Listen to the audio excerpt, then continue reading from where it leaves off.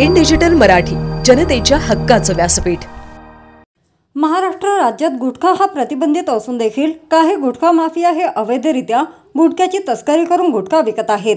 आज मध्यवर्ती पोलिसांनी कॅम्प नंबर 3 येथील लोकमान्य टिळक नगर खेती एरिया सेक्शन 20 येथील आरोपी मनीष संकटमोचन याच्या घरात छापा मारून 2,30,336 रुपयांचा अवैध गुटखा जप्त केला आहे।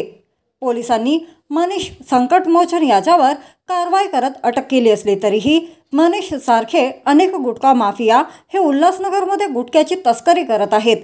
उल्हासनगर शहरात पान टपरी आणि किराणा दुकानांवर सर्रासपणे गुटखा विकताना दिसतो।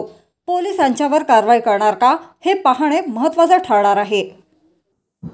गुटख्याच्या अनुषंगाने माननीय पोलीस आयुक्त ठाणेसह माननीय सहपोलीस आयुक्त ठाणे सिटी, माननीय अप्पर पोलीस आयुक्त पूर्व प्रादेशिक विभाग तसेच पोलीस उपायुक्त परिमंडळ 4 उल्हासनगर यांनी वेळोवेळी गुटखा प्रतिबंधित तंबाखू पदार्थ यावर मोठ्या प्रमाणात कारवाई करण्याचे वेळोवेळी आम्हाला निर्देश दिले। त्यात निर्देशाचा एक भाग म्हणून आमचे गोपनीय पथकाला दिनांक 30/12/2023 रोजी खबर मिळाली की इसम नामे मनीष संकटमोचन राय हा गुटखा व प्रतिबंधित सुगंधी पान मसाला हा पदार्थ त्याच्या ताब्यात आहे। सदरची माहिती मिळाल्यानंतर आमचे डीबी स्टाफचे अधिकारी व अंमलदार यांनी जाऊन तपासणी केली असता सदर इसमाचे राहते घर लोकमान्य टिळक खेती एरिया सेक्शन 20 उल्हासनगर 3 या ठिकाणी त्याच्या घरामध्ये सुमारे 2,30,336 रुपये एवढ्या किमतीचा गुटखा व तंबाखूजन्य पदार्थ महाराष्ट्र शासनाने बाळगण्यास व विक्रीस प्रतिबंधित केलेला गुटखा प्रतिबंधित पदार्थ मिळून आल्याने त्याच्यावर